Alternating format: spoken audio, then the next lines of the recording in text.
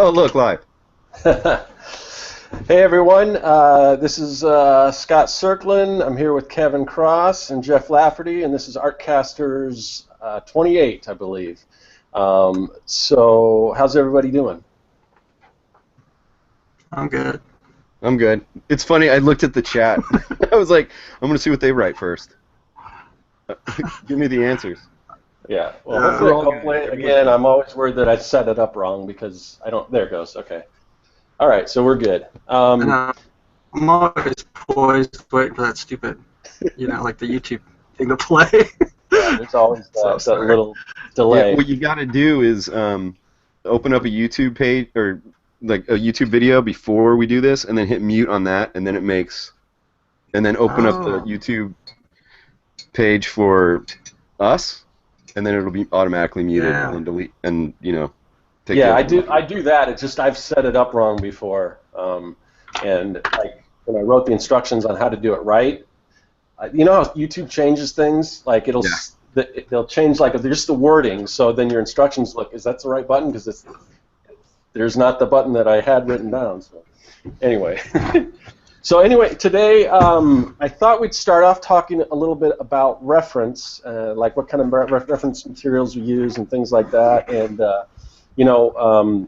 if we run out of steam on that topic, then we can just kind of go into just Julia-based or whatever, and we can answer like stuff from the chat and everything. So I think we tried to do this topic before, and we got off talking on a better topic. So we're coming back around. Oh, yeah, that's probably what happened. Because I could have swore we did this one before, but then I looked and it wasn't in there. So right, it was that one where we started talking about storytelling. I think you're right. Yeah. So where do you get reference from? Well, the thing, because I mean, you always get people asking, what kind of tools do you use and stuff like that, and then you always have that caveat. Well, I could tell you what kind of tools I use, but that doesn't mean you're going to be able to do the same thing. I mean, everyone draws differently and everything, but it is cool to talk shop and talk tools and stuff like that. And one thing I'm always interested in, what kind of references people use, and if there's any good books out there, or what you do online and everything. So I thought it'd be kind of a cool topic, and I got out some of the stuff I use. So first off, Jeff, is using reference cheating? No, I don't think so. Because there are people that think that too. So I think we're pretty much all on the same page that it's not cheating. No, I think it's one of those, like when I first started art school, I think I was of this mindset, and I don't know, it's like it's more of an amateur mindset where you think that if you do use reference, it's cheating and somehow you're a hack or something like that. But as you do this, you realize like it's just part of the gig. Like it's pretty important, to get like good poses, good folds and clothing, things like that. Sometimes, Yeah. It's what professionals do. Right. Because I think like Drew Struzan, I think he actually projects images and like traces them for like some of his faces and things like that. That is true. I don't even consider that cheating. I mean, and you look at his artwork and it's like.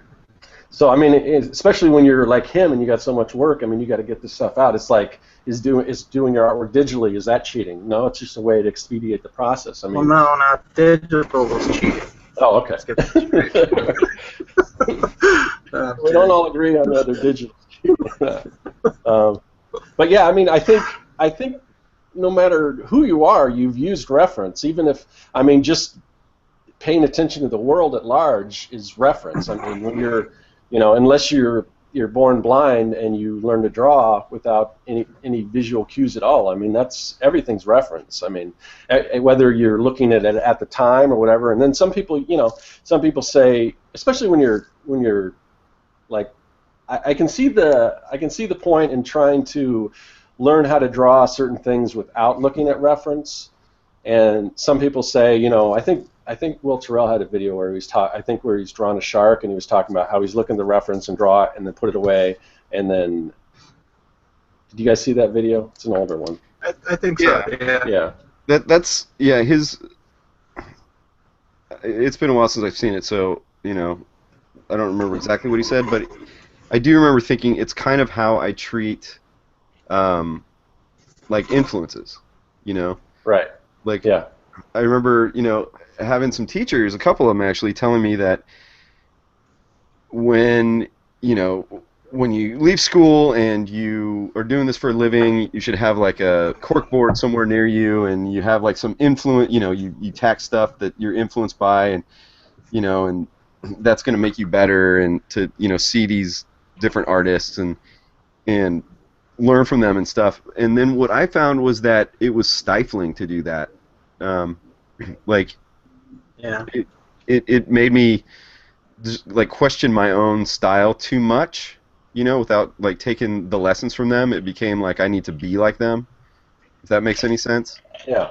It was just too much. So my philosophy with your influences is that you look at them, you study them, and then when you get to the page or the canvas or whatever you're doing, you put that shit away, and and you're going to be informed by their style, but yourself, you're going to come through, and you might not do a hand or something as good as like Buscema, but it becomes your hand, stuff like that. But you become informed by their construction. So I think it's the same. I think the principle was the same. Now I'm getting off topic already. No, I don't know. I think it kind of goes in hand. But I mean, it's like, I mean, say when you're a kid, and I heard this analogy somewhere, I don't remember, but when you're learning the alphabet, I mean, they don't just say draw an A without showing you a picture of what an A looks like, Yeah. And but Yeah. once you do it enough, then you can draw without looking at a picture of an A. So, Right. and it's kind of the same thing. I mean, there's a lot of things that I've drawn enough times that I can draw from memory, but there's so many more things that no, I have to look at reference and so, and whether that's looking at live reference, which I probably don't do enough. I mean, I think anyone that has a chance to draw from like live models or just life, like someday I got to just put some time aside and go to the zoo and draw animals and things like that. But there's that, or there's books. I mean, it's so easy, with the internet now. I mean, we have all this reference at our fingertips. But I mean, in some cases, I think I still have a bookshelf full of stuff, and there are certain things that I have books that, and I picked some of them out just because there's certain things that are better with books that you can't really find on the internet. Pretty much everything's easier. I mean, easy to find on the internet, but there's certain things like that I still prefer books to, that I refer to and everything. Yeah. But I just wanted to add, before I go into that, I figured I'd ask you guys, what kind of reference do you guys use? I'll start with Jeff, I guess. Well, I mean, obviously, I use like movie star reference for all like my movie art and that kind of stuff.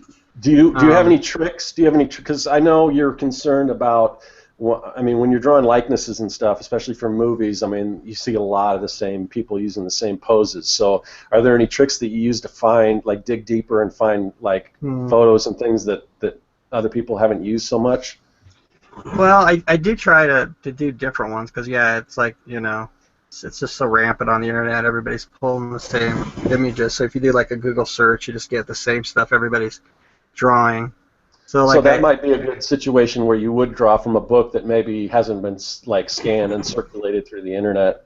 Yeah, I mean, I used to exclusively, that was before the internet, Yeah. draw from like magazines and stuff, and I used to buy movie magazines and stuff.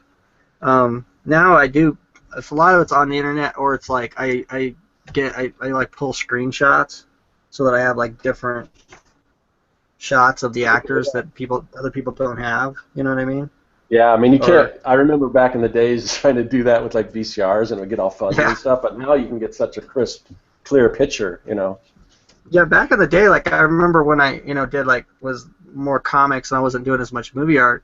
I used to actually take a photo, like I'd have a VCR and I'd still it, and this was just for reference in general for like just comics and figures and stuff like that. But I would do that same thing still, and I would still it, take a picture, and then of course no computer, so you go to Target or whatever the 1 hour photo place was and get your 24 photos developed. And I used to use those all the time. I have like a box of them sitting around here somewhere. stuff from like Buffy the Vampire Slayer and stuff that I used to, you know, record, and I was just always on the hunt for, you know, because like that is a good place to find things for, you know, like costumes and, you know, anything really, because like, you know, there's movies about everything. So, you know, if you need to draw like Vikings, you can find, you know, pull up a, I don't know, the 13th Warrior or something, and you got reference there, you know. Yeah, another good thing that I don't do that I probably should. Do any of you guys like actually just like take a camera around and take your own reference photos, like interesting like settings and things like that? I don't do as much as I should. Go ahead. Yes and no. Like usually when it's client stuff, it's so rushed that I don't.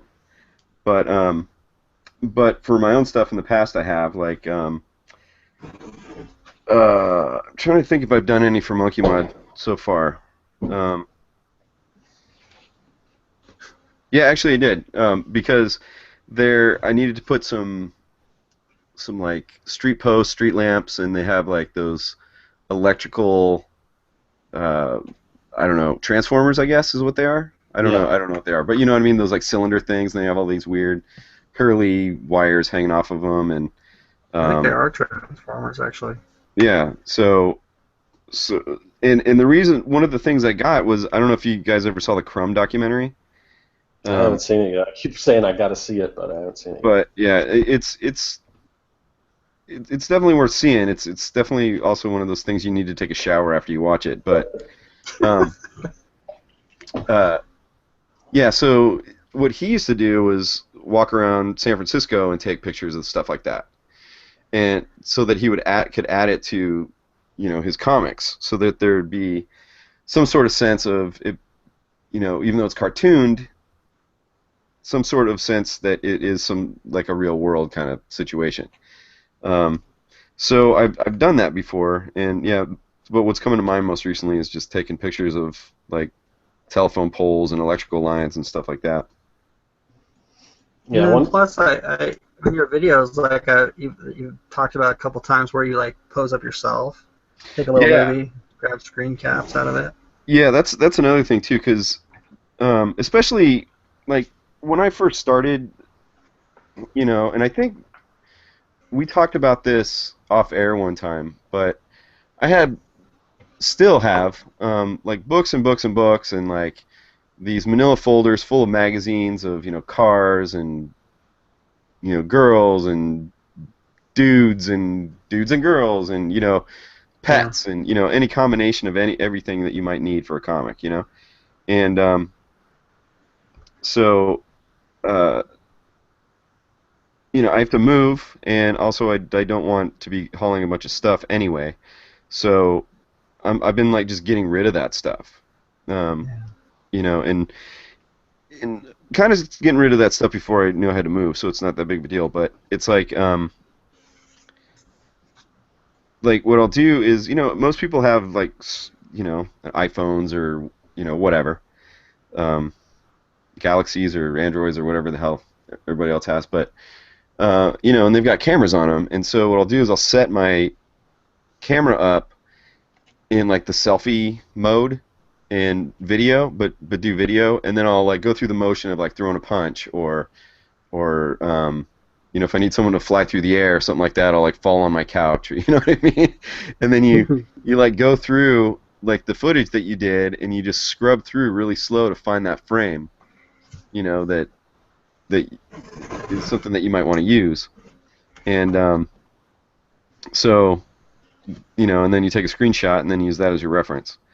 So yeah, I used to have like, you know what, like everybody calls them like swipe files back in the day, but I had like a massive, like, you know what I mean, just boxes of, you know, so clipped out magazine stuff. Yeah. Pre-internet. Yeah, more. Yeah. And I think I forgot the name. There was a URL that's like an online morgue, and there's some other, you know, there's places online, like there's I think you might have to Google it. I don't know what the exact extension is, but I think all of Life magazine's their whole photo archive is available, like to like download and stuff, or to use as reference and everything, and you can search I think pretty much anything. I don't know. You might even be able to. I don't think you can actually use the photographs like if you were doing some like, But as far as for reference, yeah. Which is cool. That's really awesome. That Yeah. reminds me of another thing. I mean, I've always had like a subscription to like National Geographic forever, and those are like awesome. Yeah. I still have all of them.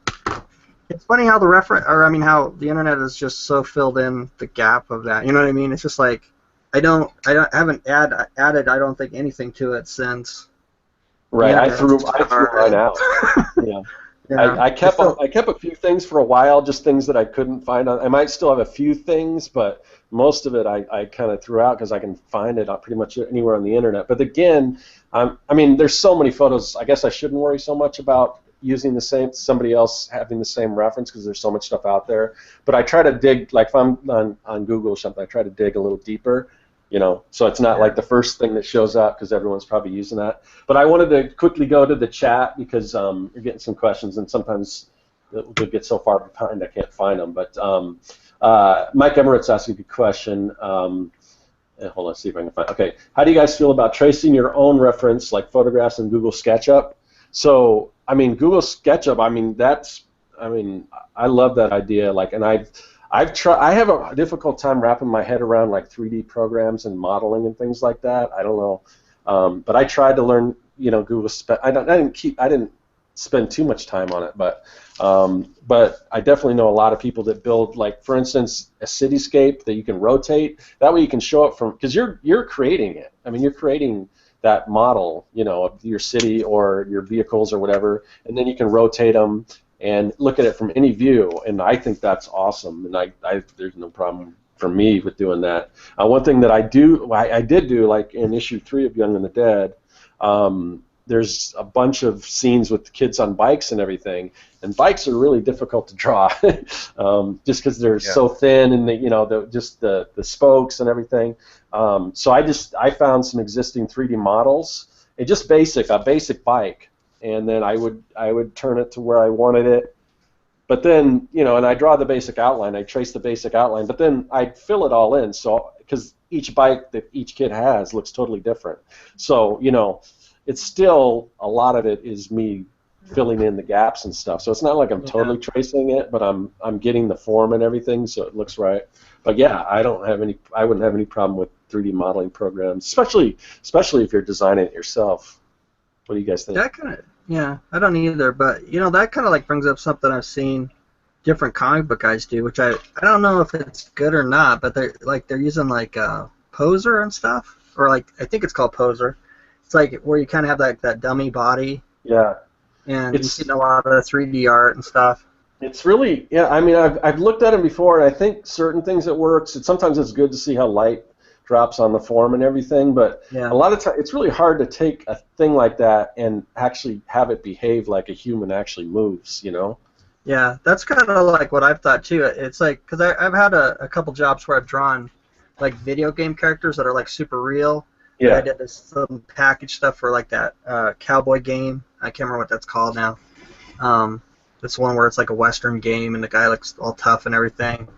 And I had like a really hard time, like, because I was drawing from like screen caps of like the cinematic parts of the game, and they look real, but they still don't look human. You know what I mean? They look kind of phony still in some way, and it's like I noticed that just like totally carried over to like my art, and I felt like I was doing it wrong, even though it was probably pretty close to what it actually looked like. Yeah.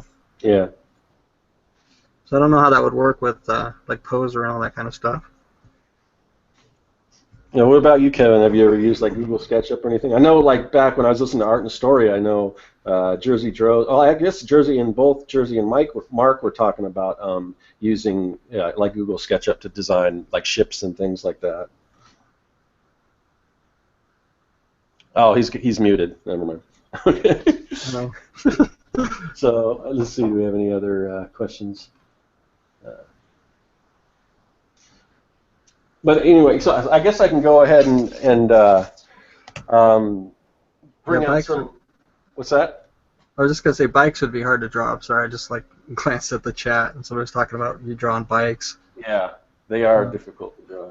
I mean, but that again, if all you have done is draw bikes, then you can probably draw them real easy. But it's not something I draw every day. So again, it's just, you know, the more you draw certain things, the better you get at it, and then sometimes you don't need reference for it. But well, you know, there is some. I mean, because it's like, I think the argument kind of comes from like the really cartoony type people, and then there's also just kind of like a style, I think, that goes along with like what you call like no reference. You know what I mean?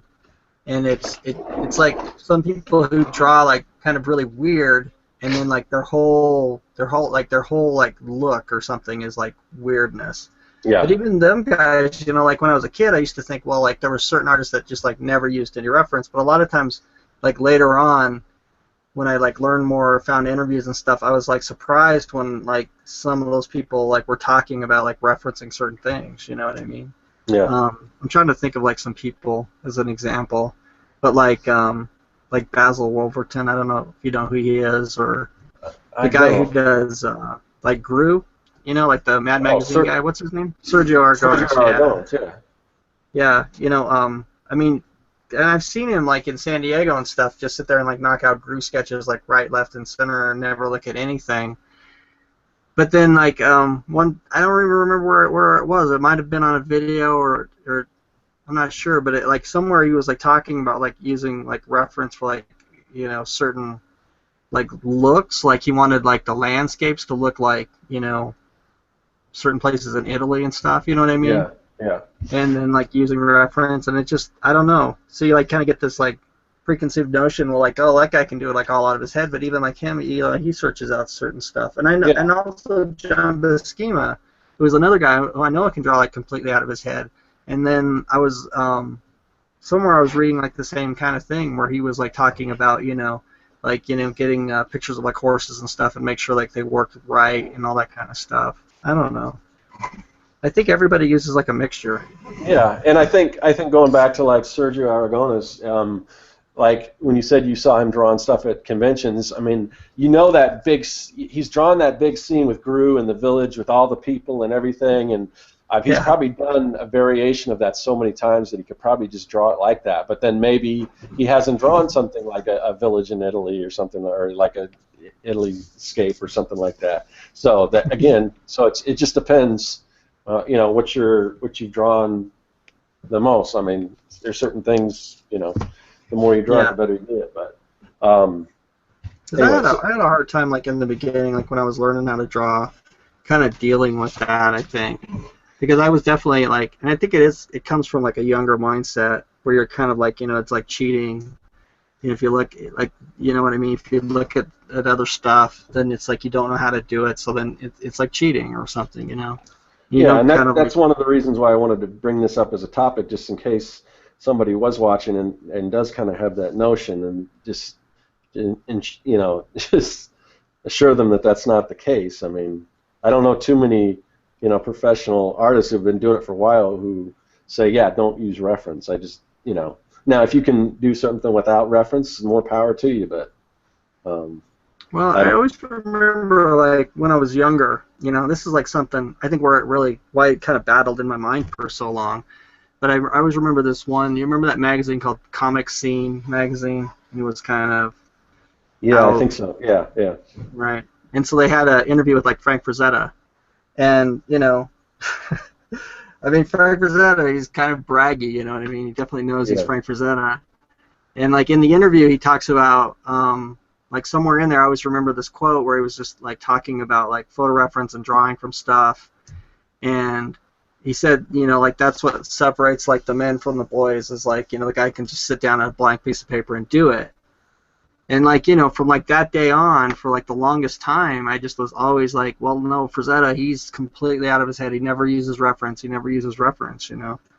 And I don't know. I think he actually did use some reference at least, because I've seen like, you know, photos on different forums and stuff of stuff that he used, but I don't know if he used it all the time, you know. Yeah.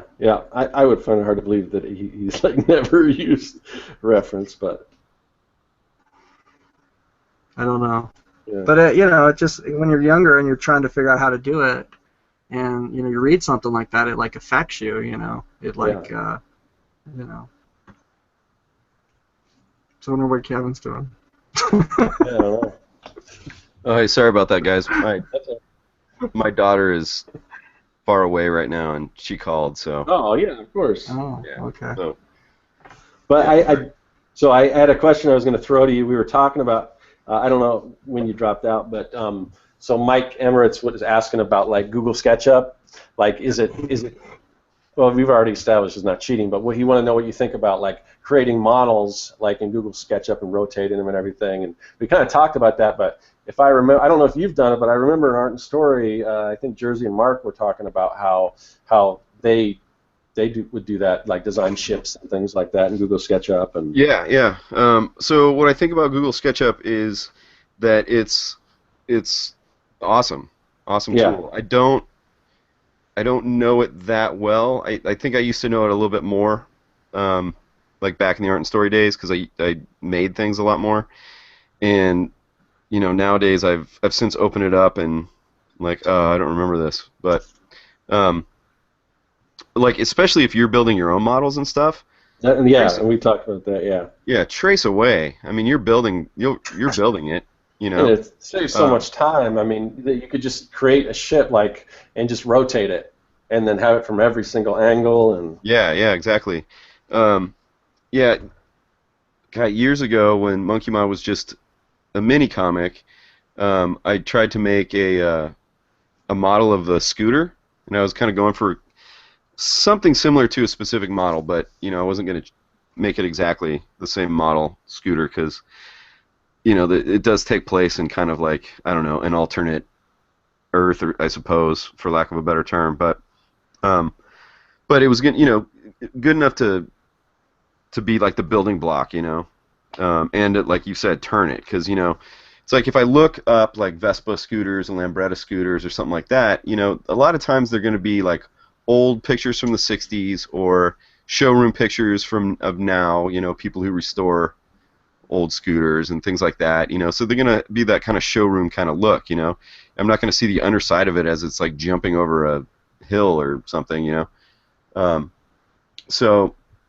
anyway, I actually ended up finding somebody made a way better model than I was making of the scooter, and I've been using it, and what I do is I put it in the positions that I need it, and then I add my own things to it, so it doesn't look exactly like that, and it's and it's not like a thing it's like I'm drawing Spider-Man in my comic where I get in trouble, it's kind of a fairly common thing, to do vehicles and stuff.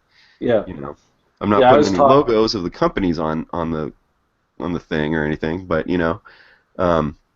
so Monkey Mod Scooter is based off of a SketchUp model, and and it's there's things that are changed that aren't on the actual scooter model, the real model that the SketchUp model is based on, if that makes sense. Yeah, I was talking about. Sorry, go ahead.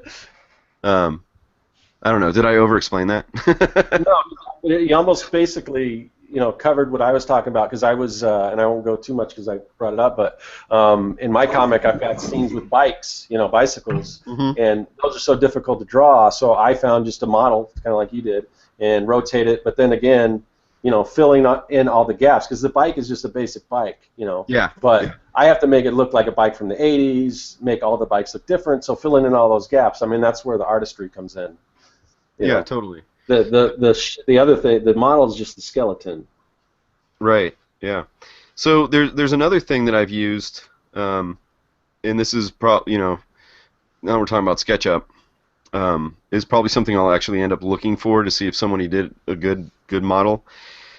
So part of like the 1960s spy movie boom, that Monkey Mod takes a lot of influence from, are Italian sports cars. Just think about Get Smart.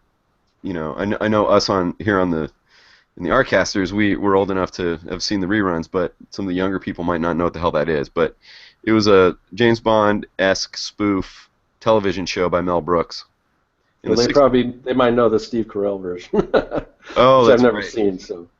Yeah, well, on the TV show, I haven't seen the movie, but on the TV show, Maxwell Smart, who is the analog for James Bond or In Like Flint, any of those spy kind of movies. Um, every single title sequence, he rolls up to headquarters with a different Italian sports car. Um, so I like that, So um, there's a grocery store that's by my house. Well, it's kind of like it's a chain here, but it's like one of those grocery stores that also has an electronics section and stuff, like a department store kind of. And they have a toy section, and the Hot Wheels are like 99 cents or something. And so I have on my shelf behind me 5 Hot Wheels of Italian sports cars from the 60s. That's good reference too, actually. Yeah, I was I was looking for I could have looked on the internet and found one, but and in my comic there's a Trans Am, like Smoking the Bandit style. So I was looking for a Hot Wheel car of that, and I couldn't find one at the store. So, but then I just found I used to reference online. too bad I didn't keep it when I had when we were kids and Smoking the Bandit was a big thing. I had that Trans Am Hot Wheel. That's cool. Someone's probably made a SketchUp model of that. Oh yeah. You can find. I mean, there are like 3D models available. I forgot where I looked and I found the bicycle, but you can find that stuff. And my friend Sean, Sean Tiffany is what his name is, and he does a comic, Oil Can Drive, and I forgot about this, but he made a like a model because there's like a spaceship in that one, so it's kind of like a Firefly kind of thing where they all fly around in the spaceship, and he made just like a paper model out of that, you know what I mean? And then he just kind of like poses it, but he really wasn't super complicated, it was like something he put together in a day, and I think he used it, still. I mean, I haven't been over there for a while, but that's kind of a good idea too. Yeah, that is a good idea. Chris, this is a little crazy though. Do you guys know who Chris Ware is? Oh yeah. He builds his environments out of like foam core and stuff, as if he's given a presentation at an architecture firm or something like that. That's crazy. Yeah, but he's some kind of idiot savant. Yeah. And then plus his like stuff is like so cartoony. It amazes me. He needs it to be like, that kind of intense reference. I think I read, and don't quote me on this at all because I don't know this to be a fact, but I heard or I read that he has some sort of OCD. Oh, really? So even if you just see the exterior of a house in a neighborhood, for example, he's got a model of what it looks like inside. Holy smokes. Like, he needs to know what it looks like inside before he can finish the outside or something. I don't know. That's pretty wild. But he's super detail-oriented, and, it shows. Yeah. Yeah, I know, I mean, I haven't picked one of those up for a long time, but the ones I used to buy, they were like oversized, and they had like the ad things. Yeah, and just like hundreds of ads on, one little page paper with all fold-out. tiny type. Yeah. Yeah, pretty nuts. Pretty wild. Man, I lost my glove, so my hand doesn't stick to my tablet. I'm all excited. My daughter called, and then. That's a drag. Sorry. That's why I'm not drawing on screen, everybody. I'm looking. Yeah, I'm not. I've got my stuff down here, but so what kind of do you guys? What kind of like book references do you use, or are you pretty much all internet now? I'm mostly all internet now. One of the things that prompted me wanting to get rid of a lot of stuff. Just because my office is so packed with just like collections, that comic book mentality, just collect things. And about a year ago, I realized like I have all these like reference books of like just poses, black and white photos of people in various poses, and I was like, I don't think I've opened those up for like 2 or 3 years. They're right behind me, and I'm like going online or looking at my own picture, or taking my own reference shots. So I used to use a lot of books, but not really anymore. Yeah, I mean, I've got a lot of these books that I've got here that I'm, it has been a while since I've looked through them, but it's hard for me to throw them out. But There's a couple that I wanted to show. Are you familiar with the visual dictionaries? No. Because these here, I'll show. So this one is so like you can tell it's kind of like it's. Oh yeah, you used that one. But so these are real cool, and actually this Macmillan Visual Dictionary, and I don't know if you can see, we lost the dust cover, but I'll show kind of like this is a train, but especially for me because I like to do all these blueprints and stuff. You can find this online, but like their whole visual dictionary, like all this stuff is online if you just search Macmillan Visual Dictionary. The problem is the images are fairly small, so in this case the book looks a lot better, and you can, it's kind of hard to read, but I mean it's got pretty much everything you can think of, and the good thing about this is, it's easy to do like a Google search. Let me find some stuff. I mean it's got everything, but oh, here we go again. So bikes, but it tells what every single part of the bike and everything is, or whatever. So, I mean, if you need to, know the name of something, or if you're trying to draw something, and you're like, well, what does the bottom of a train look like? You can't always find a picture of that because there's not people under the tracks of a train taking pictures. Right. But yeah, I mean, this stuff, that's no matter what it is, whether it's like musical instruments and everything like that, and it'll tell you what everything is, especially like even if you're writing stories and you need to know what something is, and this is an awesome resource for me, and there's that one, and then there's another one. This is pretty much everything DK, this Dorland Kindersley. I'm sure you guys are familiar with this company, the DK. Right, yeah. So I actually have one of their books that's just dedicated to espionage and spy. Yeah. So yeah, I mean, I've got here Transformers. They put out a Transformers book, and of course you've got cutaways with like all the you can see what Optimus Prime looks like. I'm gonna get that tattooed on my inner thigh. Isn't that so cool? That's pretty rad. And then of course you got the Star Wars cross sections and stuff like that. I'm sure a lot of the stuff's online, but again, sometimes it's hard to find a high res picture of it. But the difference between like the Macmillan Visual Dictionary and this DK one is the Macmillan's all illustration. It's all like vector illustration, whereas this is all like actual photographs. But it's still the same thing. I mean, you can look and you can see all the parts of a motorcycle and everything.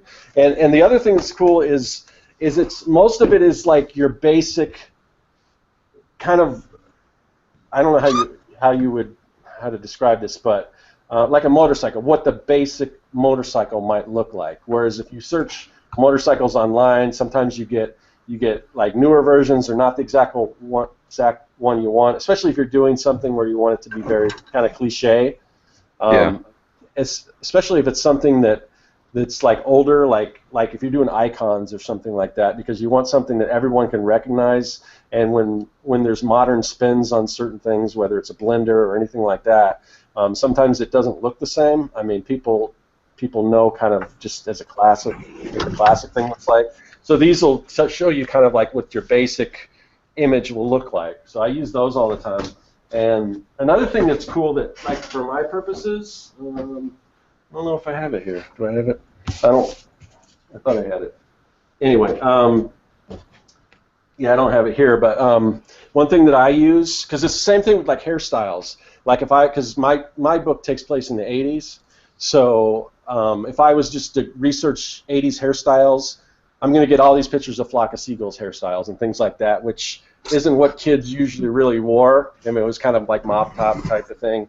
You should have seen me in 10th grade, man. Yeah, well, but you know what I mean, like the average person. I mean, when you search like 80s hairstyles, you're going to get the most outlandish kind of crazy stuff. So what I use is just old like high school and grade school yearbooks, because then you get a better representation of what kind of the styles were, because that's what people were actually wearing. So I mean, that's one little trick that I use, and that stuff's kind of, if you have access to it, and you can find this stuff at flea markets or whatever. I've got stuff from when my yearbooks from when I was in junior high, so I use that for my book. But but yeah, as far as the fashions and everything like that. Yeah. Just to that point, one of the reference books that I am keeping, because once again, Monkey Mod is based on a lot of 1960s pop culture. I have I'm assuming that this is available for other eras too, but I have a reprint of what kind of like the best of the Sears catalog. Oh yeah, yeah. It's I can't really it's in my office, but it's not close. But anyway, you can find those online. So and I have a couple other books like that, like books that I can do double duty with. So I'm keeping them like things about music and like the garage rock and mod music scene and stuff like that.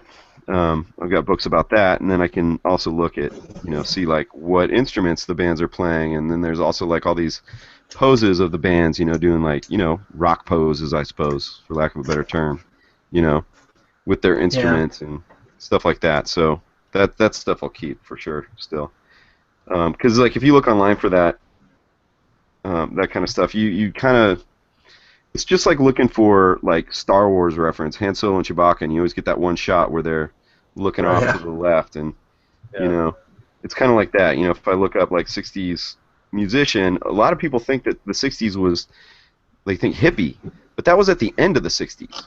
They forget that there was the whole bunch of like mod rock and garage rock and stuff like that before the hippies, and so look up '60s musicians, it's all hippie stuff, and that's not mod, and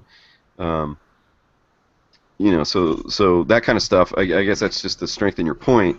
That's diving deeper in stuff that just is not easy to find on the internet. That'll just be in books. And that's the kind of what I'm kind of going trying to explain is that I mean the internet's great and you can find almost everything you need, but there's certain things that are it's just better or easier to do with like books and things. I did find that yearbook. You can see, I mean, some of these styles are just like crazy. Oh yeah. Yeah, I mean, I use this all the time for like glasses, like the big glasses and stuff, and just the styles of the T-shirts and everything like that. Feathered hair, the girls with the big bird hairstyle. Yep, the big bird hairstyle. Is that actually your own yearbook, or is it? Yeah, from '85. Yeah. You know what's funny about that is, since I've been like throwing a lot of my stuff away to get ready to leave and stuff, is I found an old sketchbook, and it was a small sketchbook, and I forgot I was doing this, and I only got about 12 or 15 pages in, but I was gonna make an art zine, and like seeing it again, I'm like, God, I want to do this again. Yeah. Is make an art zine, like a little small one, like if you you take like a regular 8.5 by 11 piece of paper and fold it twice, like that size, like a quarter piece of paper. And I was caricaturing all the people in my in my year, in senior year. In high school, I did that all the time. I mean, we'd draw a series of comics like based on all the people from our school, making fun of them and stuff, especially the people that pissed us off. And just totally. There's like all these like the girls with the big bird hair. There's so many like dudes with like feathered parted hair with mullets and little shitty 16-year-old mustaches. So I don't know. That might be a project down the road I might want to revisit, because I still like some of the drawings I did. I was like, oh man, I remember this guy, and I remember why I drew him so ugly. You know what I mean? Was it? I mean, since it was like in a sketchbook, I mean, was that when were you doing that? Was that like that era or whatever? I mean, maybe I missed that. No. This is probably about 4 or 5 years ago. Yeah. And it was a tiny sketchbook, and the reason why I say that it was that long ago is because it was sort of towards the end there where I was making a lot of mini comics. Oh, okay. And so I just kind of remember looking at my yearbook and one day and being like, it just popped in my head. I was like, I'm going to caricature all these ugly motherfuckers. Right. Yeah. Yeah. Leave Talking about like. out, of course. Right. But like Crumb or whatever. That's always kind of like gets me thinking that same way. Since we brought him up in the beginning. Is like to do like little mini comics and stuff like that, but I don't know. That stuff never pays, so I never get very far. Yeah, that stuff is just like I love it. You know, I love people who do it and everything, but it's like it's like vanity projects or something that, you know, I don't know. A little bit. I don't want to discourage anybody from doing mini comics because I love them, but yeah, they don't pay anything. The only way it paid off, I guess, for me is like Monkey Mod came out of a mini comic, and you know, that I thought was going to be it, one and done, mini comic, no more Monkey Mod, done with him, and then I couldn't stop thinking about ideas for him, and people seem to respond to it, so yeah, we just make real comics with him now. Yeah, that's kind of the same with my comic. Oh, really? Yours came from a mini comic also? Yeah, it came from that thing Kevin started, that mini comics dump truck. Yeah. Oh, yeah. I think mini comics are, because like doing a whole comic, if you want to make comics like right away, is so daunting. Like at the time that I was making those mini comics, because I wanted to be making my own comics, but I was a colorist, you know, and I did not enjoy that job that much. Yeah. So, but you know, you kind of realize that how much work they are, you know, and so if you do mini comics, it kind of, I don't know, it's like working out a little bit, if that makes sense. Yeah. No, it does. So like half the length, and then plus they're, you know, copy paper. They don't have to be like, you know, the most spectacular work of your whole life. Yeah, plus you can get, you know, some sort of fan base to get you started, you know, if that's what you want to do, and you know, there's kind of a scene that goes with it, so that you can kind of get like some community going on, and so I don't know. The benefits of mini comics are not money, but there's other reasons, other benefits, I guess. Yeah. I wonder if like the mini comics thing, or maybe it's just like the indie comics thing, has become web comics, you know? Because there was Go ahead. Oh, I was just gonna say I've wondered that too. That's all I was gonna say. Yeah. Because it seemed to have been like a thing. Like I remember, like back in the day, I had a lot of friends that did mini comics, and you know, take them around the coffee shops and drop them off, kind of thing and stuff. I don't know any more people doing that, but maybe it's just the kind of people I know too. Maybe people are still doing it. There's some local artists here in Arizona that actually do like a newspaper style comic book where they actually deliver it. So they get a bunch of comics to do a strip, comic artists to do a strip. They put it together in like a newspaper format, put ads in it and everything, and just distribute it to coffee houses and stuff like that. Wow. That's pretty cool. It's kind of cool. And they've actually got like the bags with the logo and everything on it, so they're out there delivering them and everything. It's pretty cool. It's old school. Yeah. That's pretty neat. What do you got to do to like get in on that? You got to like agree to take a route or something, or? No, I don't. I think the guys who started it are the only ones that kind of deliver it. But they have asked me to do like a comic strip. I just haven't had the time to do one, you know, to contribute to it. But that's pretty neat, though. You know, I think that doing mini comics is, I think you could make it like a cool thing, have it come back, since people are just like, oh, I'm just doing the web now. Right. You know, 'cause it'd be like, oh my God, I missed these. You know, maybe liven up the mini comics scene again. Yeah, that was one thing I was gonna say too. Like when you guys were talking about like books and stuff, because like I don't really collect any reference books, but I like most of my stuff that I collect now or buy still is like art books, which is kind of a form of reference. It's like trying to learn. Yeah. Oh yeah. Because I brought some of those out too. I mean, I've got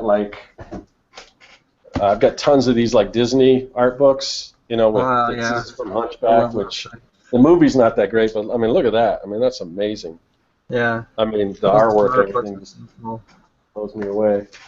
I've got tons of that stuff. And then, are you guys familiar with this one? The Skillful Huntsman? Yeah. Chris and the Sevastivam and Chris Oatley have talked very highly of that book. Yeah, it's awesome. So if any of you guys in the chat or whatever or people watching aren't familiar, so this is it's a concept book for a movie that doesn't actually exist. I forgot the name of the school that put this together. Is it Art Center? It might be Art Center. But so they just took, I think it's like a Grimm's fairy tale, but they made like a sci-fi version of it. So they just took the whole thing and from beginning to end and created all the artwork and everything for this movie that was never going to really see production, just to kind of see where they would go with it. But it's really a cool book, and you get all the whole thought process, everything from starting off with just like for the characters drawing kind of the very rough or silhouettes and things like that, all the way to the final really rendered concept stuff. But it's an awesome book. I would recommend it. Skillful Huntsman. Yeah, that does look good. Maybe I'll just pick it up. And despite I still get art books for sure. Yeah, despite the movie's not my opinion on the movie, the art books for the Star Wars prequels. Yeah. Awesome. I mean, incredible. I have some art books of movies that I think suck. Yeah, absolutely. Well, that's the thing. I always said, they should have like a movie, like a movie like award thing for movies that suck but have redeeming qualities within them. Because it's like just because like an art direction award or something. Yeah, like that. Yeah, like that, or even like best actor in a crappy movie or something like that. Isn't that the raspberries or whatever, or something like that? No, I think Razzies is just bad all around. But okay. There's some kind of bad movies, or movies just didn't find their footing, or there was something there. There's a lot of movies that I watch and I'm like, the premise is so cool. I wish they would have did it right. But so a lot of that stuff, the artwork from it is pretty cool. A Forbes says Dune. Yeah. Yeah. There you go. I wonder if there's a Dune art book out there. There must be. I've seen some of the production art from it, and it looks awesome. Yeah, I had like a magazine when it came out back in the day. You know how that Starlog would do like a Starlog episode of it or something like that. Yeah. Oh, Starlog. There's the Jodo. I can't pronounce his name. It's Jodorowsky, I think. The Dune. Right. But all the more stuff. Yeah. Yeah, man. Yeah, I don't know if they put out a book along with that documentary, but the documentary's pretty good. The Iron Giant. Do you hear about this? The Iron Giant I saw in the theaters, and I was like I even have the comic book. They gave a comic book when you went and saw it, and that's one of those that there's certain things. You're a musician, Kevin, that there's certain like bands and things you kind of like discover before anyone else does, and that was, to me, it was like I was trying to convince people how great this movie is, and finally people realized it, and I'm like, oh, I'm so glad that people are starting to respect this movie so much. Yeah, that was one I saw in the theater too, and think like I saw it like pretty early on, and like if it wasn't opening weekend, it was like the first week or something like that. Yeah. And I was just like, oh my god, this is so friggin' awesome. And but anyway, it was a new movie, and I was like there with my girlfriend, and that was it. It was just us two. Yeah. But anyway, my point, just since we're talking about art books, is that they're finally releasing the Art of the Iron Giant book. Oh, I got to get that. Yeah, so look online for it. I'm not sure when it comes out, but I'm sure pre-orders are, because they're pushing it already, so I'm sure there's pre-orders going on, and there's the sample stuff that I've seen. I'm just like, oh my god, this makes this movie even more awesome. Just to brag a little bit, one of my friends was an effects animator on that. Actually, two of my friends, they worked together on the scene where the Iron Giant jumps into the water. Oh, that pond, and all the water goes flying out. They were in-betweeners on the water. That's cool. That's what they did in that movie. I think they did other things too, but that was like their big scene. Yeah. Yeah, because I'm trying to remember the timeline, because Fox Animations. Well, no, that was Iron Giant was Warner Brothers, wasn't it? I don't remember. It was in Arizona. That's where my friends were animating at the time, or working in animation. See, that's what I was wondering, because Fox was in Arizona, but I don't remember Iron Giant being produced here though. I know Titan AE. That was the last thing they produced here, I think, and they did Anastasia here. Well, I don't know. That was all Warner Brothers? Well, that was Fox. The friends I'm talking about, and one of them I think watches the show too. They were doing that in Arizona. Okay. Yeah, because I mean, So in Anastasia, they worked on that too. yeah, that might have been why I kind of knew about it and why I wanted to see it so bad and why I was there, like kind of like you said, the first week or so. Which I don't remember how long it stayed in the theater because it unfortunately didn't do very well. No, I used to have I think my mom got it for me, and I don't know what happened to it, but it was a bank where when you put in a coin, the Iron Giant's eyes light up, and he says something like Superman or something like that. Yeah, I have the toy, the original, like the toy.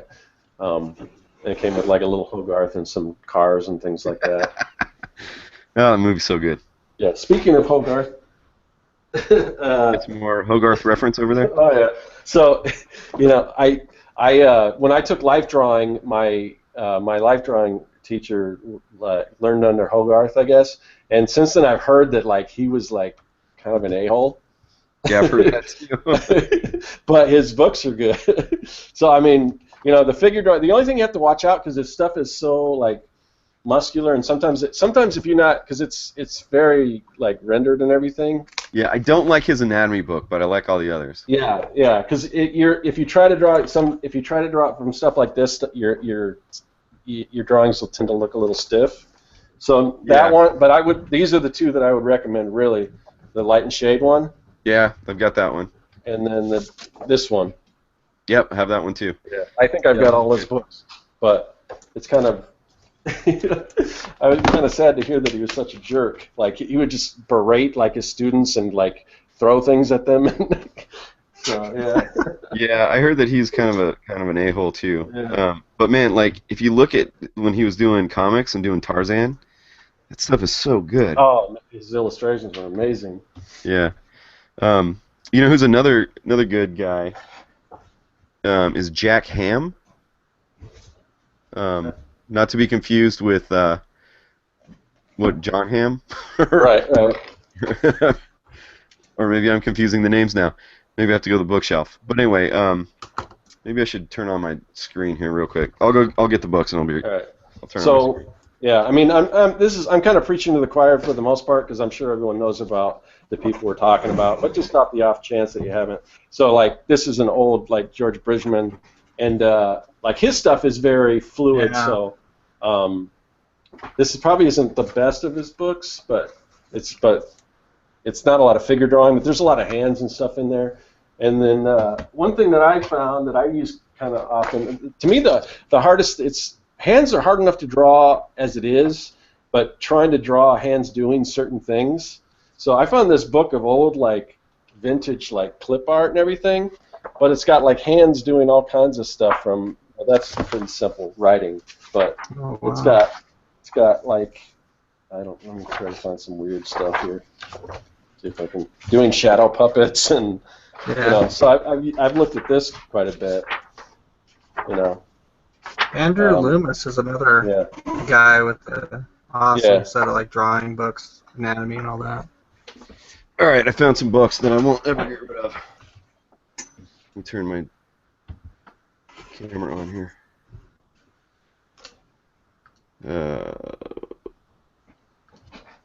Built-in eyesight. Okay. Am I on? No. No. Sorry, I'm totally holding everything up, huh? No, that's cool. I'm anxious to see what you're going to show. Because I thought it'd be cool to do a show and tell, Artcasters show and tell. Yeah. Why is it not working? Well, I can. Okay. Here I am. Got it? All right. Yeah.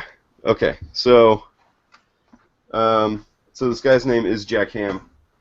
There's a book on animals that's fantastic that I don't have.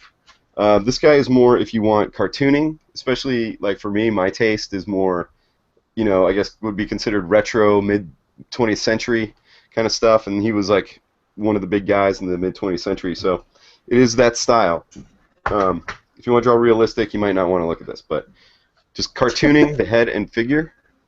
I've got that book. Ham? Yeah. Oh, there's tons of like facial expressions.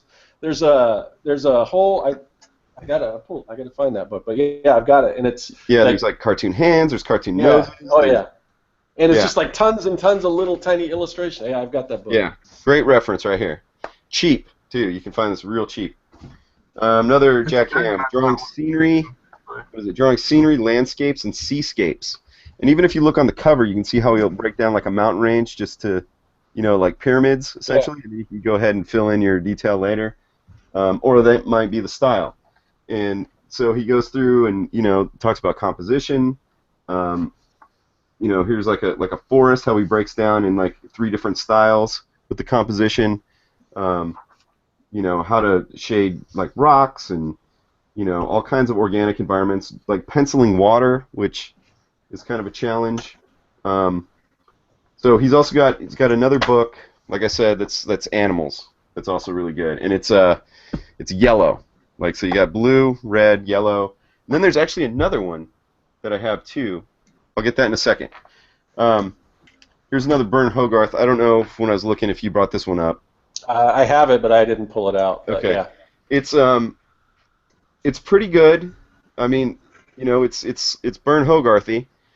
So the hands are for hands they're like muscular. These are hands that will like smash they'll just grab your face and squeeze it off your head. Hence the dynamic in the title. This book right here, George B. Bridgman. Yeah, I got Bridgman. I just showed a Bridgman book. Did you show this one? No, not that one. I showed this one here, the Constructive Anatomy. Okay, so this is a book of 100 hands, and this is, I think, when you take like these books together, because this is like Hogarth is like showing you all of the muscles that are in your hand, as if your hand itself was Arnold Schwarzenegger. Like if at the end of your arms you had 2 Arnold Schwarzeneggers. So it helps for that kind of stuff, to get structure. This is like gesture drawings, and it's just hands. Yeah. And and this is a really good one. Were you there when I showed this one? Now this isn't a drawing book, but it's clip art. But Clip it art, just shows hands doing all kinds of weird stuff. Yeah, that's even better, because then you've got them doing actions. That's cool. But anyway, I recommend this book. It's pretty cheap, because it's another guy from mid 20th century. So people seem to be forgetting about, in my opinion, they'd be forgetting about the masters.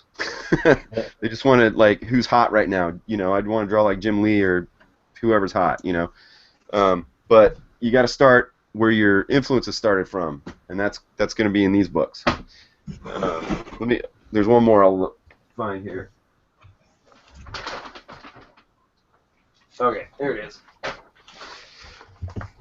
All right, so all Jack Ham's books, they've got a color. This one's brown. Drawing the head and figure. This is like the cartooning book, although the drawings are going to be more realistic, but they are definitely, like, if you look, they are of the time. Yeah. So if you're looking for, you can find construction and great tips in this book and stuff like that. But if you don't want your women to look like 1940s or 50s starlets, you're going to have to look elsewhere for that. But as far as anatomy and there's some shading in here, it's got like the kind of stuff that you learn that's like illustration 101, like how many heads people are tall, and it's Jack Ham. He's very, very thorough, so I can't recommend his stuff enough. And these books are, again, so cheap because young people don't care. Yeah, I love that. I love that red one, the cartooning one, and I just didn't know him by name. But man, at one point that was like my favorite book. I haven't. Hopefully, I still have it. I guess I haven't. Otherwise, I would have pulled it out. But yeah, you can probably find it on, I don't know, I'm guessing Amazon for a penny plus $4 shipping or something. Yeah. And then Andrew Loomis, a lot of his stuff is public domain. Somebody has since reprinted some stuff, so I don't know how that works. If some of the old stuff is out of public domain, or if they just published it to make and they're getting the money, because I know people do that with movies and stuff. But Andrew Loomis is another good one. So another mid-century guy, and he's got like really. There's one book. I just have PDFs of his work that I downloaded, but and there's one that is totally escaping me right now, but it's a specific cartooning book, and it's pretty fantastic. Yeah. As Also, far as go I ahead. was gonna say, there's also like the Marvel, how to draw the Marvel way, John Like this? Buscema stuff. Yeah. Yeah, that's So I was going good. to hold that up. So yeah, I mean, this Yeah, I is have a that lot of too. it's kind of propaganda and rhetoric about Yeah. this is how to draw. This is the mighty Marvel bullpen and all this stuff. But it Makes really sense, is. yeah. If you get past that, it really is a good book, and this stands the test of time too. Yeah. But yeah, So- I still don't like this think book. it's like super instructive as much as like Jack Ham or Andrew Loomis. No. But I think it gets you thinking in a way that you might not normally. Yeah.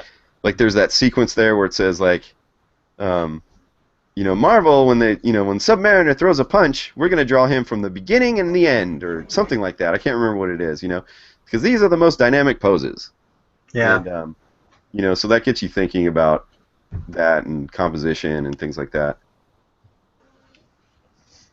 Yeah, that's a good one. I'm looking There's now. also another really good one as far as comics that I have around here somewhere is the Will Eisner Oh yeah. sequential art book. Yep. Yeah, Is that I've one? got that and the other one. Do you remember what that one's called? I don't have that book, but that was like I remember that was in the library when I was going to art school, and it was like I think I checked it out over and over again. It was Yeah. I didn't realize I they got 'em did out. two. There's okay. Let me get back to my. What, am I here yet? No. There you go. There I am. Okay, so I got two. There's Will Eisner's graphic storytelling and visual narrative, and this one, from what I recall, is more. It's more about storytelling, more than Yeah. drawing. Oh yeah, that's what I'm talking about though. As far as reference, so. Yeah. So I mean, I think if you're gonna get one, you gotta get the other. So, and these are cheap too. As you can see, I still have like used stickers on them. And then this one, Comics and Yeah. Sequential Art Yeah. by Will Eisner. And I think this one might be the more popular one. Yeah.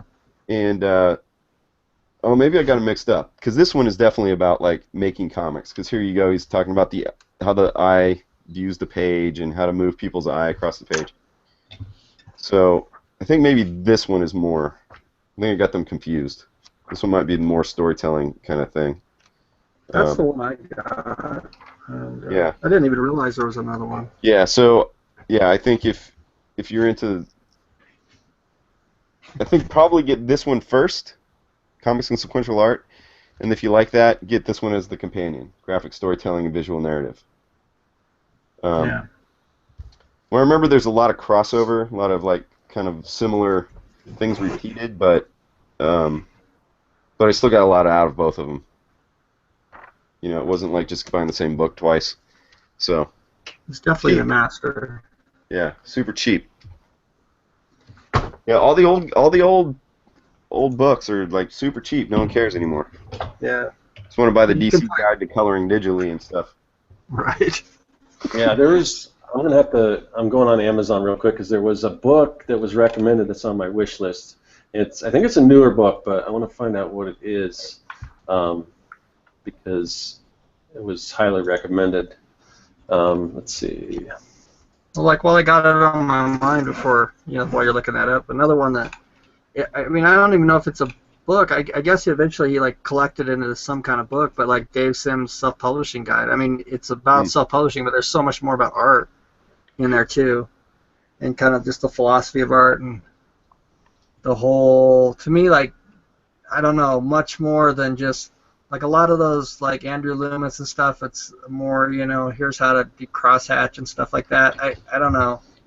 It's like once you read it once, you kind of get that, but like the Dave Sims stuff's more about like being an artist and like how do you get your fucking butt in the chair and start drawing and all that Yeah, kind of is stuff. it the Cerebus's Guide to Self-Publishing you're talking about?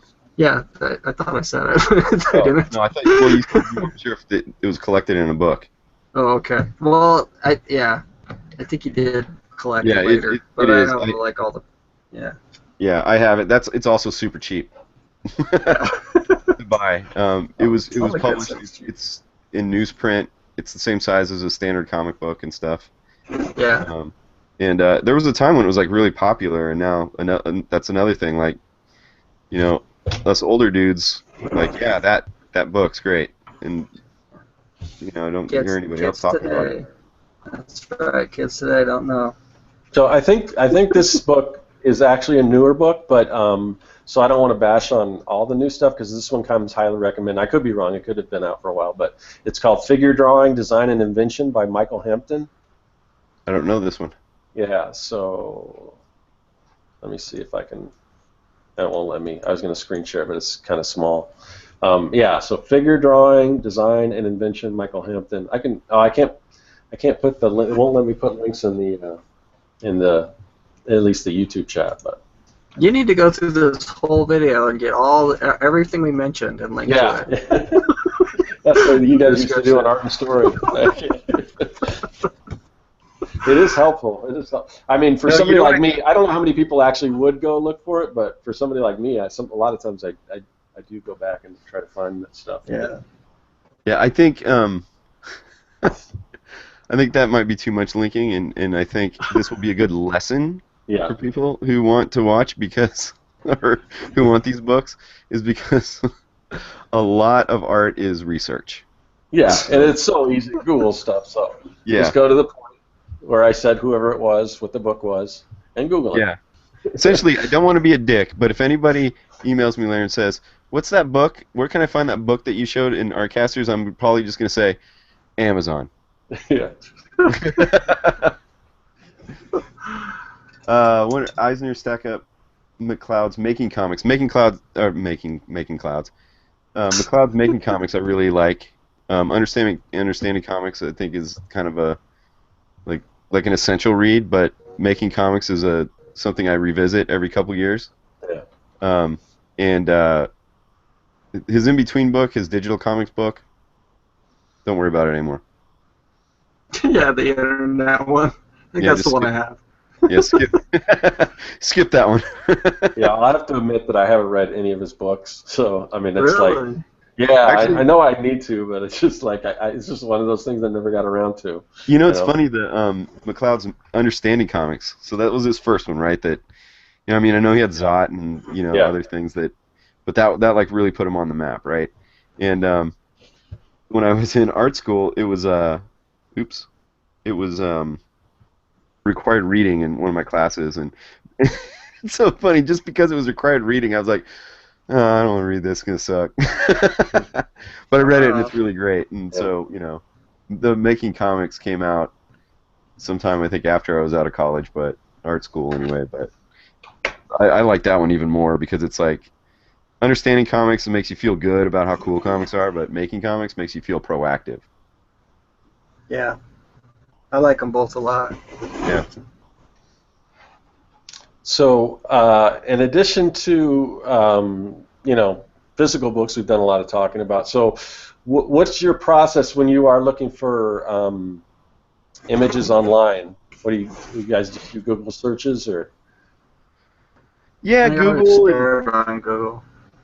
Do you guys use Pinterest at all? I hate Pinterest. Really? Yeah, I don't really do it.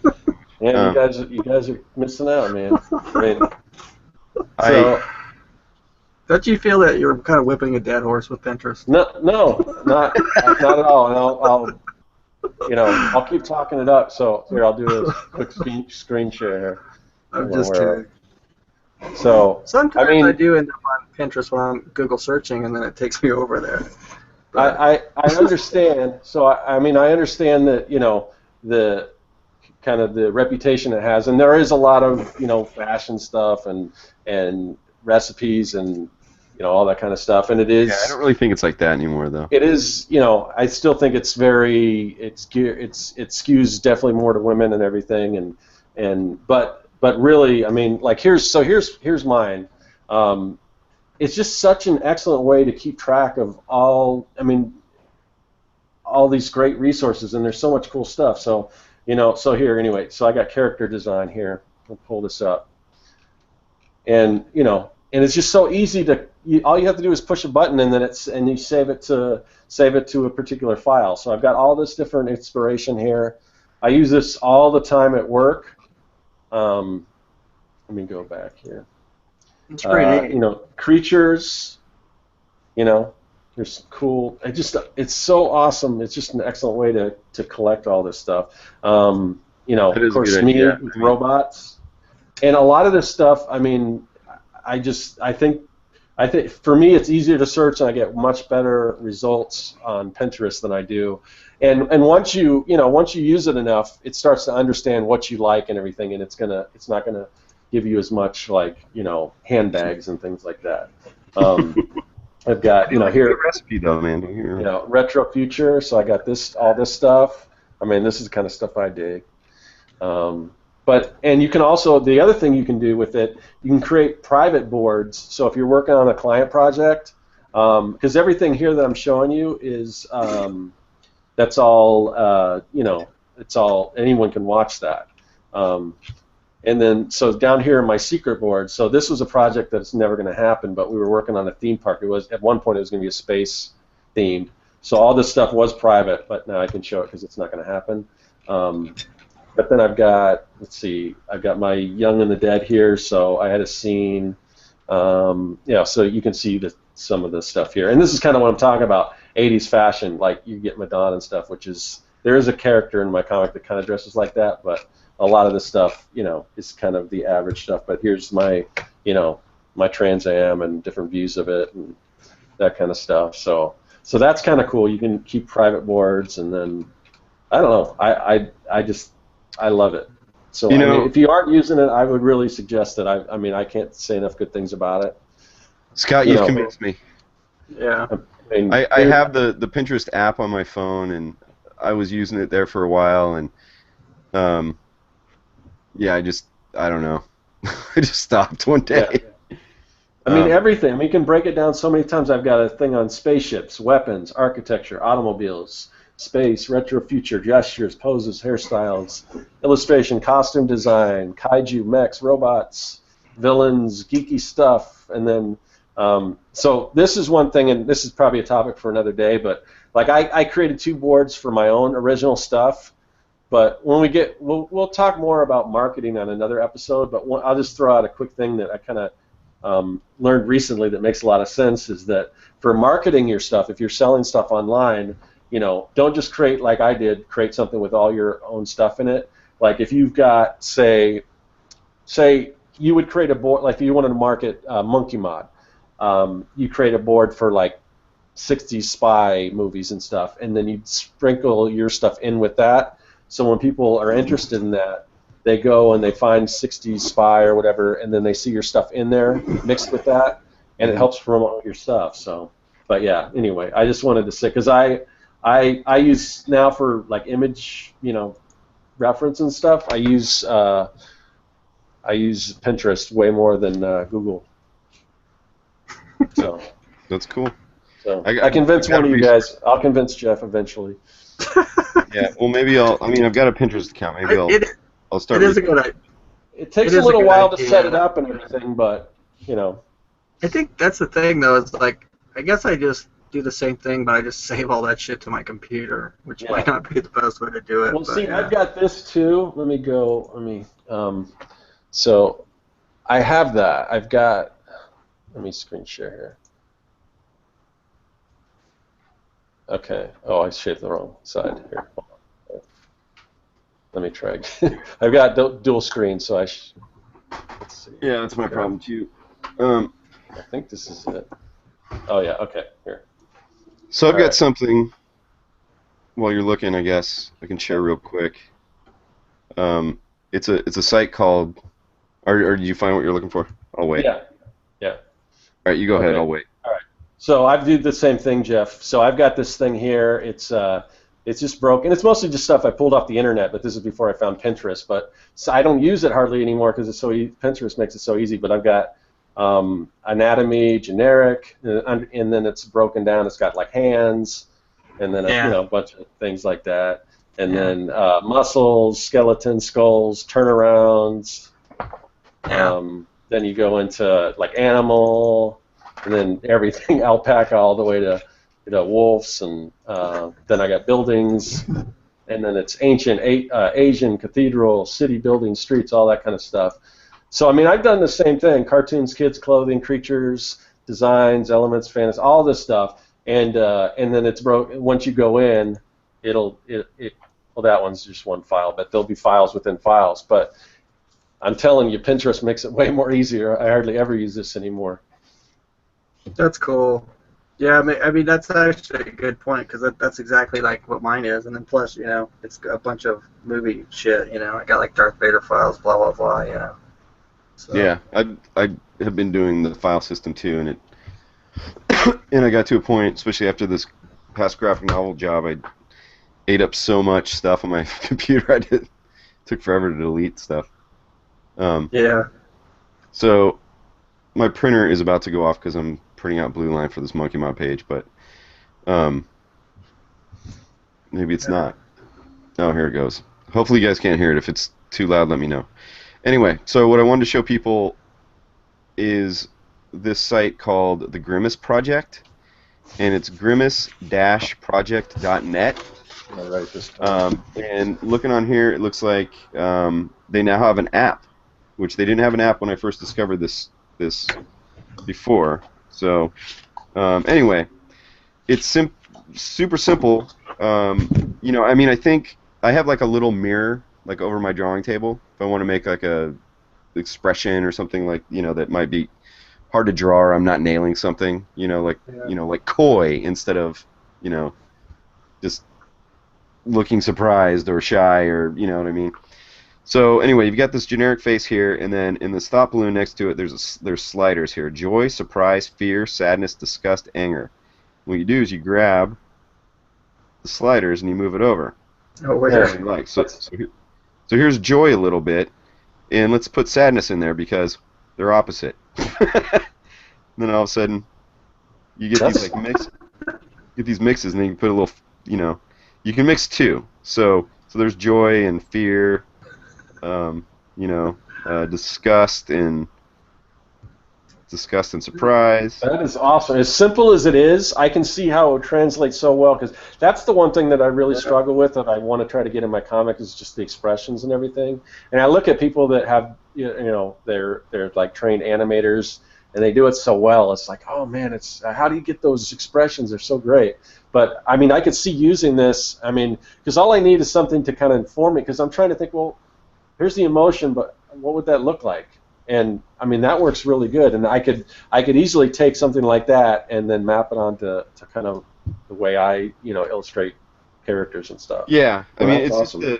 just a straight on look, so you're not getting three quarters views, but it's still really helpful. Yeah. Yeah, that's neat. I mean, I'm amazed. Like when you first showed that picture, I was kind of like, no way. I'm amazed how well it actually translates. You know what I mean? When you're sliding that around, you could see it. You could see the different motions there. So it's pretty cool.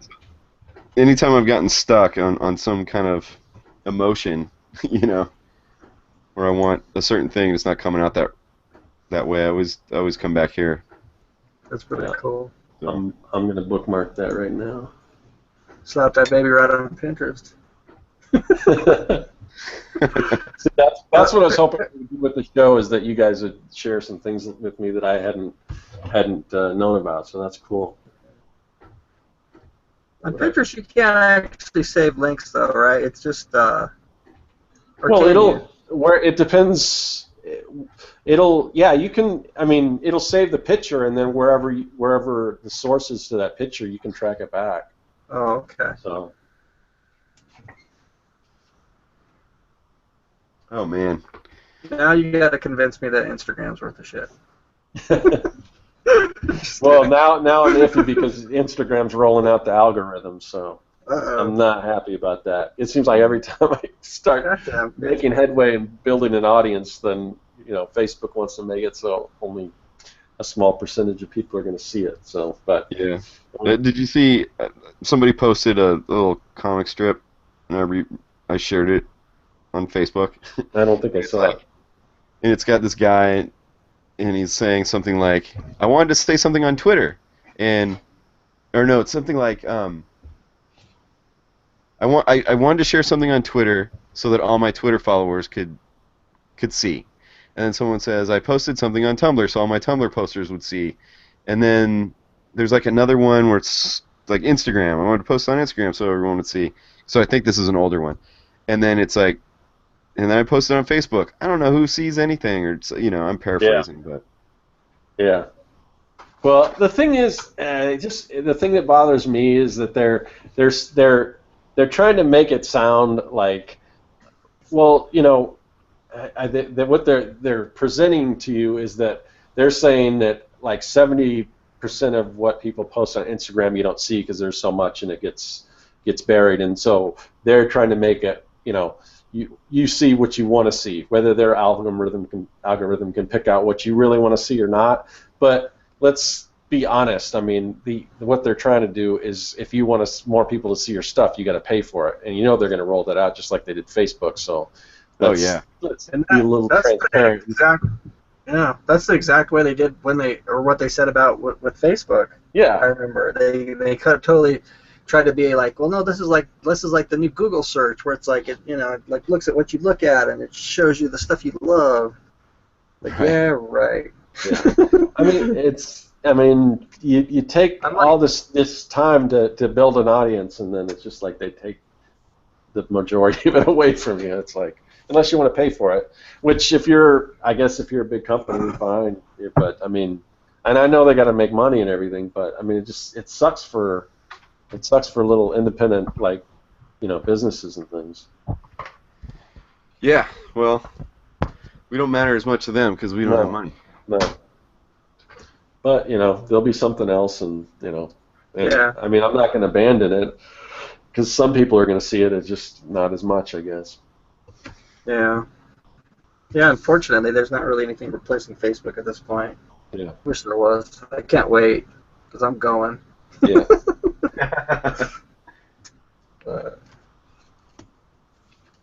Yeah, I recently kind of came, because when that happened, I just kind of almost gave up on Facebook, and I recently came back because now to me it's just like, well, even if it's a small percentage, if I get enough stuff out there on all these different networks where even the small percentage of this site and then a percentage of the other site, hopefully it'll all add up.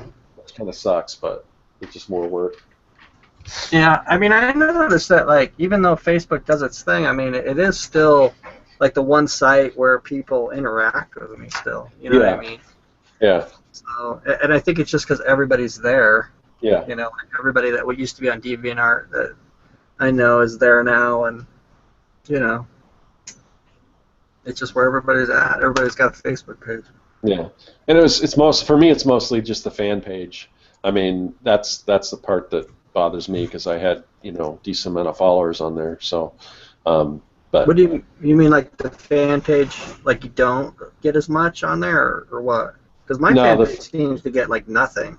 Yeah, yeah. My fan page was doing pretty good for a little bit there, and then they changed things, and yeah, like where it used to get maybe a couple hundred people at least, which I know in the grand scheme of things isn't a lot, but now it's like it's in the teens if I post anything there. Yep. Yeah, that's just how mine is. It's just weird. It seems to have just completely dried up. Yeah. If I do launch, I'm thinking about doing the Kickstarter for Young and the Dead 3, and when I launch that, I might just do, because I don't ever do this pay post or whatever, but I might do one for that just to see what kind of reach it gets, because I don't think it costs a lot. If you do it a lot, it'll add up, but I think if you just do a few of them just to see what happens, Well, I think on the fan page, right? That's where you can buy advertising and you pretty much just set your budget. Yeah. But then I think that the pay post where it's just like the $5 thing, I think that's just on your normal page, right? Oh, I don't know. I'm pretty sure the way that works, yeah. Because I noticed it's different, because I do click it every now and then just to kind of see like what's up. And I didn't even know kind of like, one of them is kind of like Google AdSense, where you like set a budget like $20 a day or something, and then and then they just run it out. And then the other one is kind of like just one like $5 charge, or I think it was $5 at least when I was looking at it.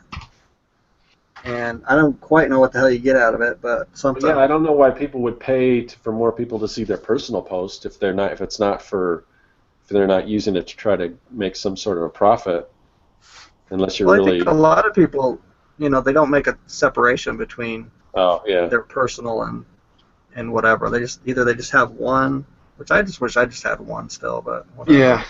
I think a lot of people they do that too, because it's once the fan page stopped working, people were just like, well, use my regular page then. Yeah, and I thought about that too. It just because I know, but they also they kind of did that thing where that's when they started cracking down and making sure you use their real name, because I know Steam Crow was on theirs when because they were always had their personal website as they had both, but they used their personal one kind of as a business, and when they typed in their name, they put first name Steam, last name Crow, and they made him change it back to his real name. So oh really? Yeah, because they don't want people to do that, because otherwise that's what people will do. So. Yeah, but I mean, if you're Kevin Cross Illustration, then you don't really have a problem. Yeah. It's crazy that he got caught, considering that I get at least at least one person that's some chick trying to sell me a porn site on there. Yeah, I get that a lot lately. Yeah. I guess they know what's going on in my life, so they're like, maybe you need some companionship. Well, did you change your status or anything? No, my status is I never. Yeah, see, I don't have on mine. I don't have any kind of status, just because that's just another reason to market stuff to you. Because I know when I was separated and I put that on there, all I got was dating sites and things like that. And when I met my girlfriend and I actually got in a relationship, I didn't put in a relationship, because then you're gonna get all kinds of wedding stuff and everything. So I just keep it blank. Yeah, there's some weird thing going on though, because I didn't do any status thing, but all of a sudden I also have all these ads on there about women over 40 in your neighborhood. Yeah, they know just different things. I'm sure different things you post or whatever. I mean, there's these ones I'm keywords getting are more they're not from Facebook, and a lot of times they'll be gone by the time I even get over to see the friend request. It'll just be somebody coming in under a fake name, trying to, I guess, just scam the hell out of everybody that friends them for as fast as they can, and they get banned or something. You know what I mean? Yeah, there's some of that on Instagram too. Is there? Yeah. Yeah. So Ox posted that he doesn't think the Facebook posts are worth it, or the paid posts are worth it. It's better just to reach out, for his Kickstarters, reach out to people and stuff. So. Yeah. I kind of tend to agree with that, but I have a friend who disagrees with me. So. Yeah, if it's $5 though, I'd be willing to give it a try or whatever. I don't know. Who's the friend? Just out of curiosity, or what's the context if he knows? Can you not tell his name and tell me why he thinks that his that those work? Oh, because that makes. I think the idea is that it doesn't hurt. Oh, see, that gets you in trouble though. That can get you to waste a lot of time, definitely. Oh, you never know. There might be somebody. Yeah. And then, in that situation, you can waste a lot of money, too. That's true. But see, that's there might be somebody. That's where I'm at with it, because, what if you get, some hits, and then you start getting a little gregarious, and next thing you know, you're some money in the hole that you can't afford. Yeah, because I have experimented with advertising.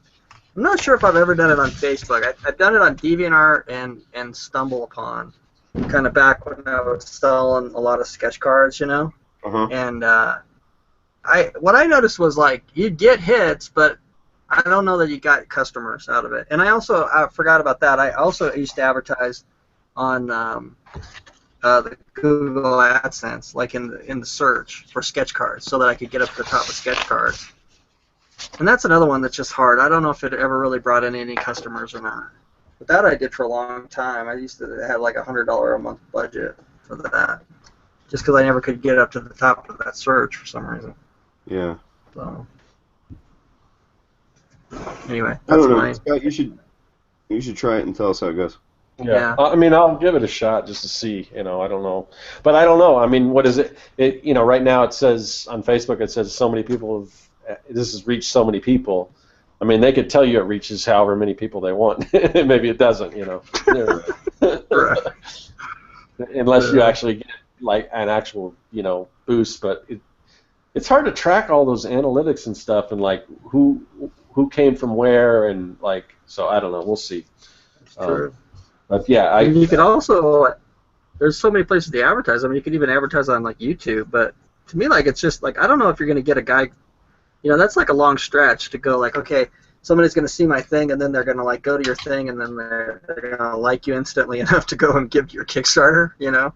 It seems well, like I that's just more no, of but like, I mean, it's not reaching out to total strangers. It's reaching out to people that are actually clicked your fan button to follow you, but they don't see it, you know. So at one point they were interested, but that doesn't mean they're seeing what you're putting out there. So it's like kind of, I assume it's reaching out to your existing fan base and not just total strangers, but maybe I'm wrong. I don't know. Yeah, I mean, I think that it gets more of your existing fan base, because like I like several pages that I never see and I've forgotten about until maybe they're like doing a T-shirt campaign or something, and I can see that they posted something, and I'm like, oh wait, what is this thing? I want to be a fan of this page, and then I go to it, and I'm like, oh shit, I am.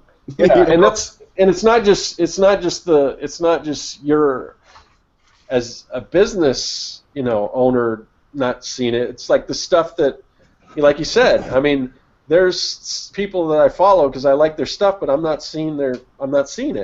Like the only way I can see it is if I go into, I think there's a place where you can view your feed, your what do you call it? Your fan page feed or whatever, where all the people that you follow, then you can see it all. But you actually have to click on that, you know.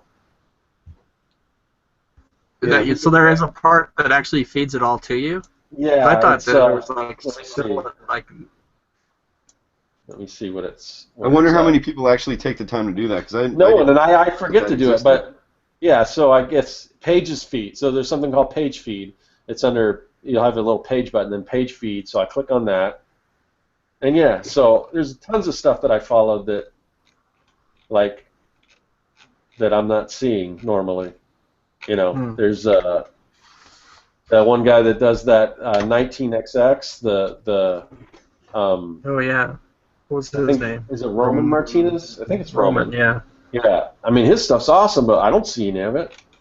But I wish I did. I mean, I'd much rather see this than a bunch of the political stuff that I'm seeing on my feed all the time. Go Bernie. What? Yeah. I said go Bernie.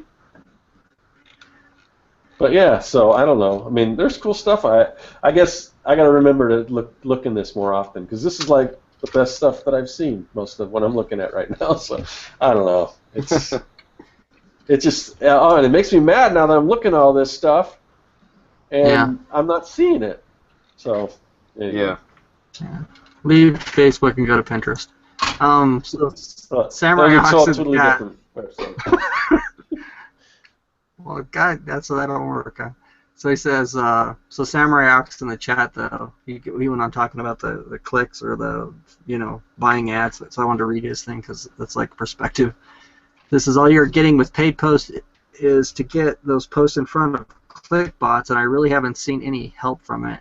It's how I built up my numbers of page likes to 500 plus, but there's no engagement other than that. And then also Creed came in and said, I saw a video showing that paying Facebook to spread your post just gets you click farm hits at so. All right, so they're agreeing. They don't like it. They're being very down on it, but who knows though. You know, everything you see on YouTube isn't necessarily the, you know, God's truth either. So, but it is kind of blows me away that, you know, that they do. I guess people are just desperate, but it just seems like the Facebook ad just, I don't know.